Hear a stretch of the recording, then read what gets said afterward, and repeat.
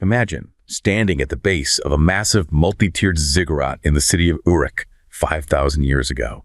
You've traveled for days, hauling heavy sacks of wool through the dust, and as you climb those sun-drenched stairs, you expect to find a place of quiet contemplation, a spiritual refuge where you can offer a prayer for a better harvest. You see a man in a fine linen robe, his beard meticulously curled, and you prepare to bow in reverence. But he doesn't ask about your soul. He doesn't offer a blessing. Instead, he reaches for a damp slab of clay, pulls out a sharpened reed stylus, and asks for your contribution records. It's a jarring image because we're taught to view the ancient world as a collection of myths and dusty ruins. We imagine priests whispering prayers in the dark, not calculating compound interest. But if you looked over that priest's shoulder, you'd realize he wasn't recording a hymn or a prophecy. He was managing a spreadsheet. He was verifying the rent on the temple-owned land you farmed and checking your balance against the city's central grain reserve. What's truly striking is the atmosphere of the place. It wasn't a quiet shrine. It was a buzzing hive of industry, part warehouse, part corporation, part tax office. To the people of Mesopotamia, the divine wasn't just a source of comfort. It was their landlord and their employer. There was a sense of absolute, unquestioning trust in this system, simply because it was backed by the gods. But then the tone of the city changes.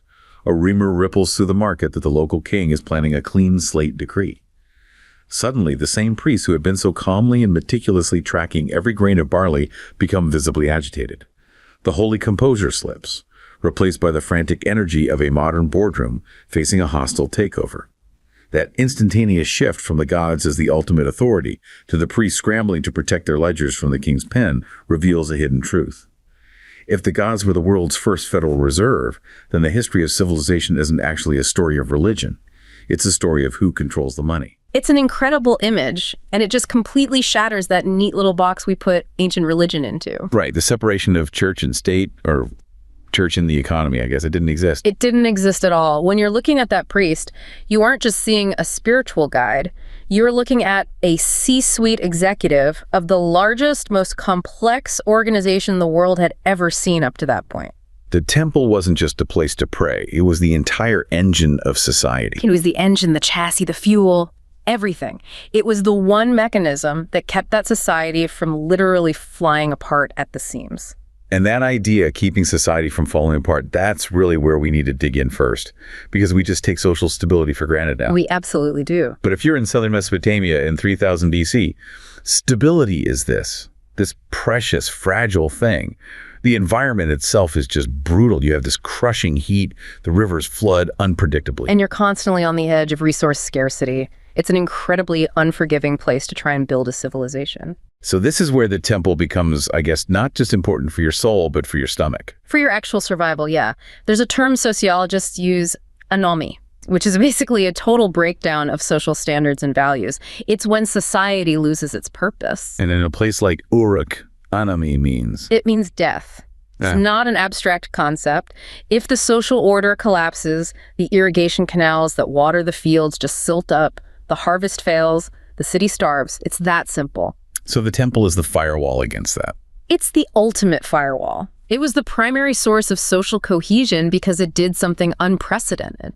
It wove religious authority and centralized economic management into a single fabric. It wasn't just worship the gods. It was the gods will organize the grain distribution. Exactly. The gods operationalized civilization. The temple gave every single person, from the highest priest to the lowest farmer, a defined role, not just in the cosmos, but in the economy.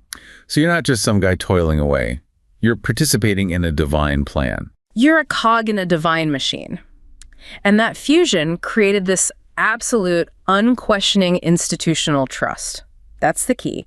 It prevented that societal anomy by giving everyone a shared anchor, both psychologically and economically. Okay, so let's get into the mechanics of that. How did it actually work? This idea of them being sanctified commercial centers is so powerful. It forces you to rethink all the categories we use. It's not a government in our sense, and it's definitely not a private company chasing profits. So what is it? I think the best modern analogy is a public utility. Seriously, think about what a utility does. It provides the core infrastructure everyone needs: water, power, sanitation. Things the community can't function without. Right. And the temple did exactly that for Uruk. It managed the irrigation networks, which were the city's lifeblood. It ran the central granaries, the food supply. It organized labor for public works.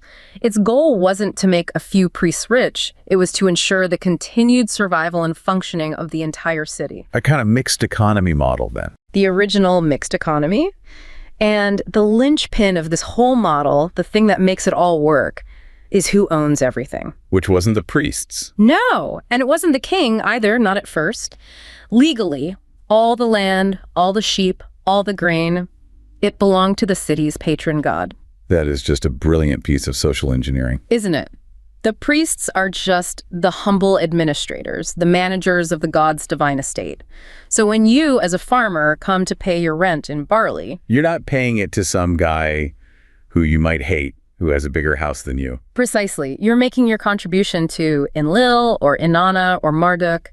This God as chairman of the board model, it creates a level of compliance and legitimacy that a purely secular state could only dream of. It just removes all that personal friction from the system of taxation. But you mentioned it wasn't just about taking. There was a give and take here. A huge one. And this is a part that often gets missed. The temple was also a massive social safety net. For the most vulnerable people. Yes, for the people the records call the Mishkenu literally the unfortunates.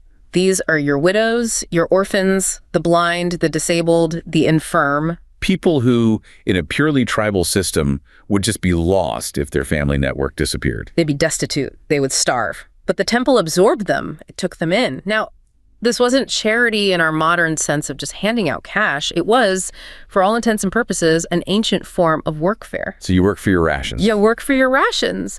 The temple had these enormous workshops. We have tablets that record thousands of people, mostly women, weaving wool into textiles. Others were grinding grain. In return, they received daily rations, barley for bread, oil, beer. And those textiles weren't just for local use, were they? Not at all. Textiles were Mesopotamia's #1 export. So the temple is using this labor pool to generate wealth for the entire economy while simultaneously making sure the most vulnerable people don't starve and riot in the streets. It reinforces that institutional trust you were talking about. It's the core of it. The temple isn't just some abstract landlord in the sky. It's the institution that guarantees your survival when everything else falls apart. It stops a desperate underclass from forming. Okay, so the scale of this operation. Textile workshops, massive granaries. This implies a level of financial sophistication. This isn't just a simple barter economy anymore. No, not even close. The temple had to become a bank, a warehouse, and a trade organization all rolled into one. Let's start with the bank part. How does that work? Well, first, security. The temple is the most secure building in the entire city. It has thick walls, it has guards, and most importantly, it has the ultimate deterrent. The fear of divine retribution if you steal from a god. So it's the natural place to store your surplus. It's the ancient equivalent of a bank vault. Farmers would store their extra grain there after a good harvest, like a savings account. And over time, this creates this huge, centralized accumulation of capital, mostly barley and silver. And once you have capital, you can start lending it out. And that's exactly what they did. This is the origin of interest-bearing debt. If you were a farmer and your harvest failed, you could borrow seed grain from the temple to plant for the next season. If you were a merchant, you could borrow silver to finance a trading expedition. And they charged interest on that. They did. The rates were pretty standard for centuries, usually about 1/3 for a loan of barley and 20% per year for silver. That sounds high. It is high, but you have to see it from their perspective. It wasn't just greed. It was a way to cover the risk of default and the very real administrative costs of, measuring everything out, recording it, and maintaining these massive reserves. Okay, so at the bank, what about a trade hub? You mentioned Mesopotamia lacks a lot of key resources. It lacks almost everything except mud and water. No stone for building, no wood, and crucially, no metal. You can't have a Bronze Age without bronze. Which means you have to trade for it. You have to trade for everything. And the temple was the only institution with the capital and the organizational capacity to manage long-distance trade. They would fund expeditions and set up what you could almost call trade embassies or colonies in foreign lands. Places where they could safely acquire tin from Afghanistan or copper from Anatolia? Exactly. You can think of these outposts like the Amphictyonic sites of later Greece, places like Delphi or Delos. They were sacred grounds protected by a sort of truce of God, where different, even hostile groups could come together to trade peacefully. The temple provided the spiritual and diplomatic framework that made international commerce possible. To manage all of this, the rations, the loans, the trade, it feels like you'd need an incredible system of accounting. You can't run this on memory. You need standardization. Standardization was the absolute key to the whole enterprise. And this is where we see some incredible innovations. Like money. Not physical money, not coins. That's a much later invention. They created something more abstract and arguably more important: a money of account. What's the difference? A money of account is a universal yardstick for value. The temple administrators decreed a fixed price grid. They set it so that 1 gur of barley, a large volume measure, was always equal to 1 shekel of silver by weight.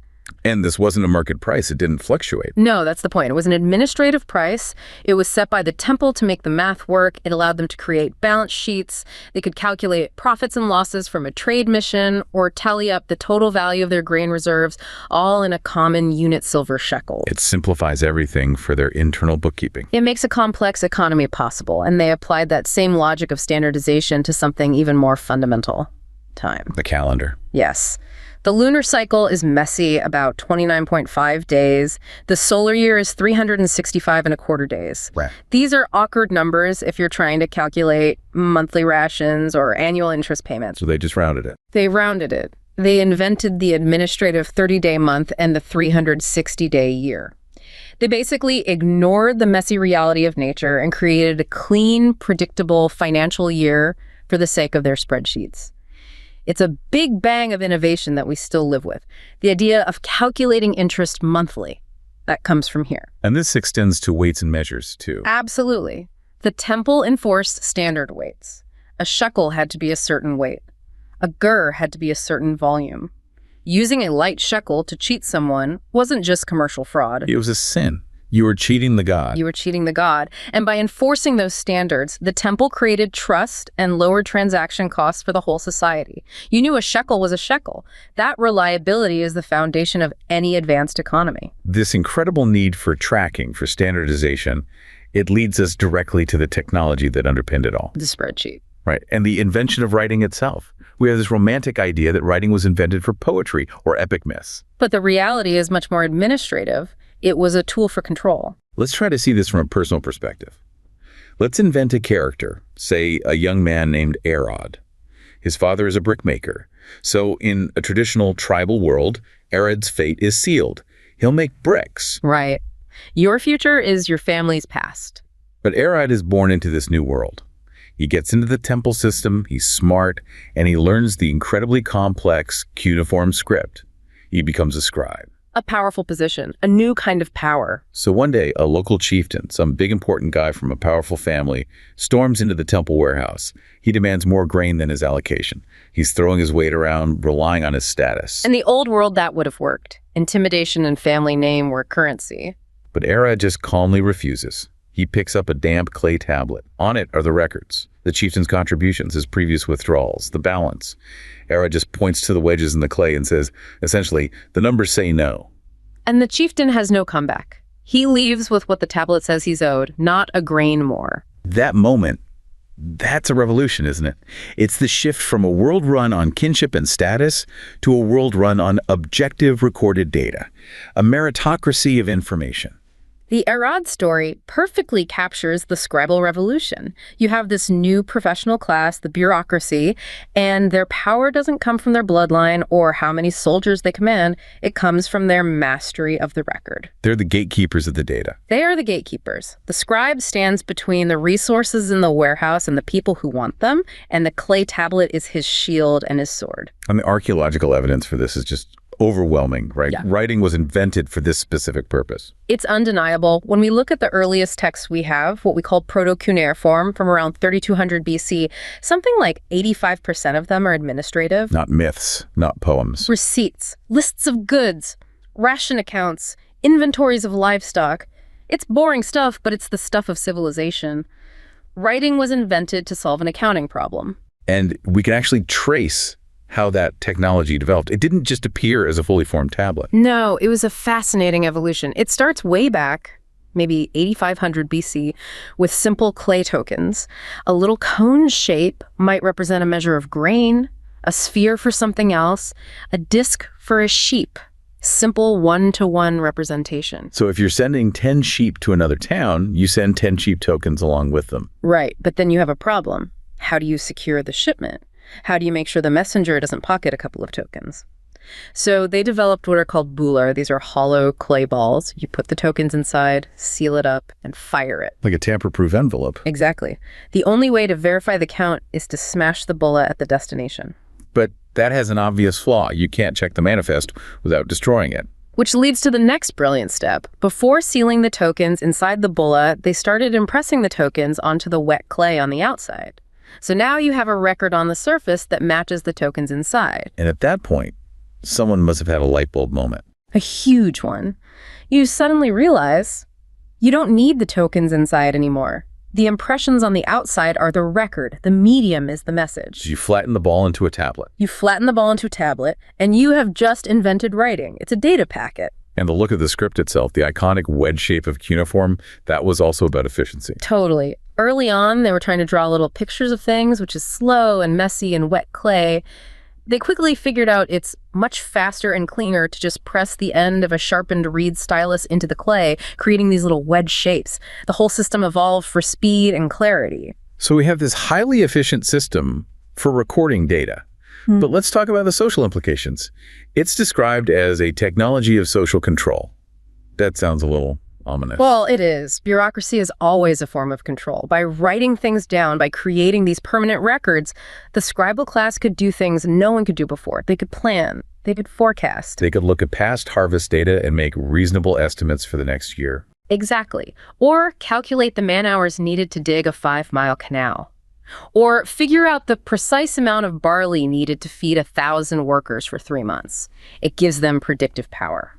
It also creates the idea of accountability. Your performance can be measured against the ledger. Right. We see this in Egypt, too, where scribes would famously mark shortfalls in red ink. The concept of being accountable literally comes from being answerable to the account book. But there's a flip side to that efficiency, a darker side. There is. It's the depersonalization of society.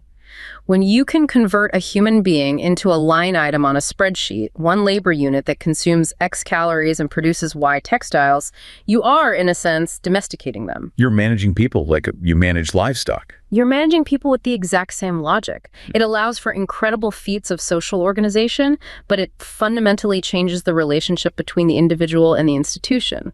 It's efficient, but it's cold. This system, this temple corporation, was incredibly powerful and stable for a long time.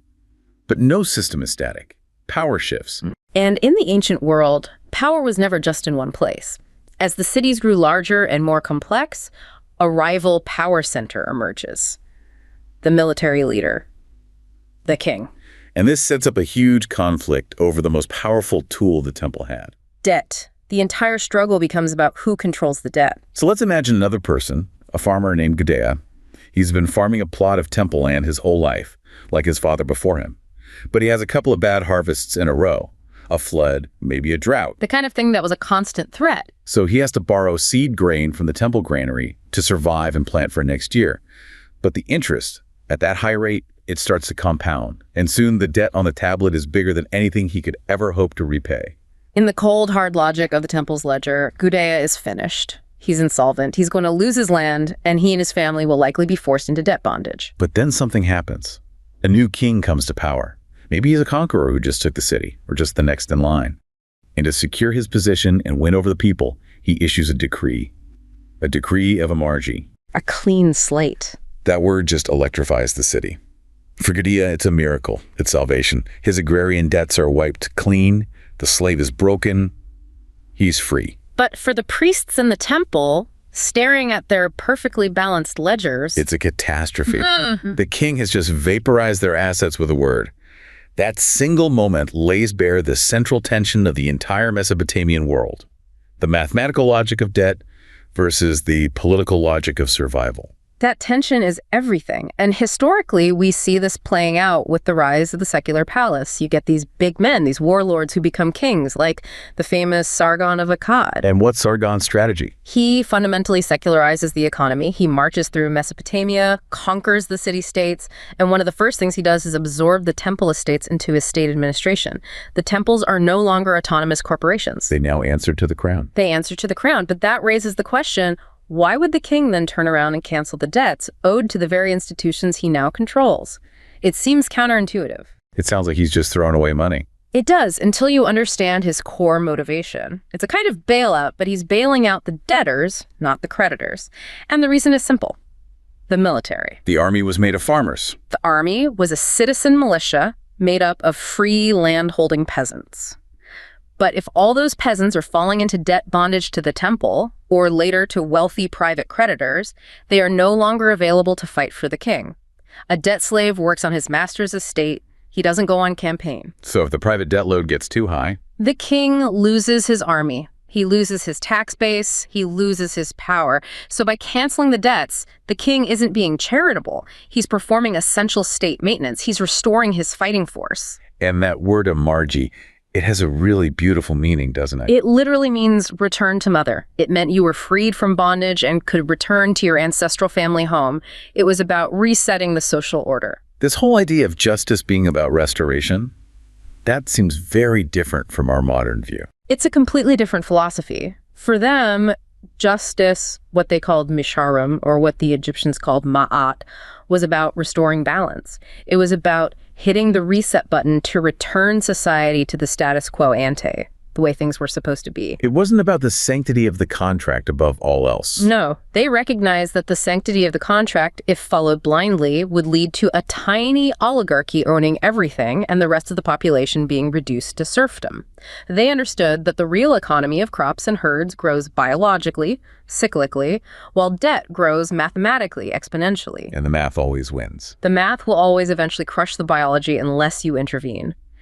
The Mesopotamians solved this problem by periodically breaking the tablets. Which is a huge contrast with, say, ancient Rome. A fundamental contrast. Roman law, which is the basis for most Western legal systems, held that property rights and debt contracts were absolute, almost sacred. If you couldn't pay, the law gave your creditor the right to seize your property, your land, even your own person.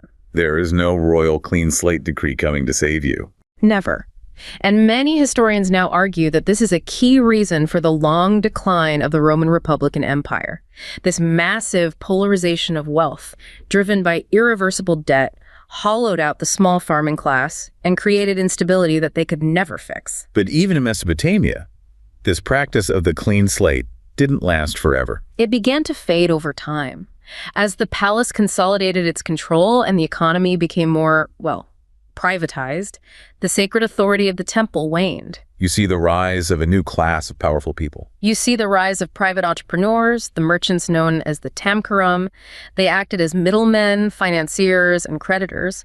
And as this new oligarchy gained wealth and political influence, they started pushing back hard against the king's debt cancellations. Because it was their private assets being wiped out. Exactly. The economy slowly shifts from that old public utility model with its social obligations to a much more ruthless, profit-driven model. And what happens to the mushkinu, the unfortunates, in this new system? Their safety net disintegrates.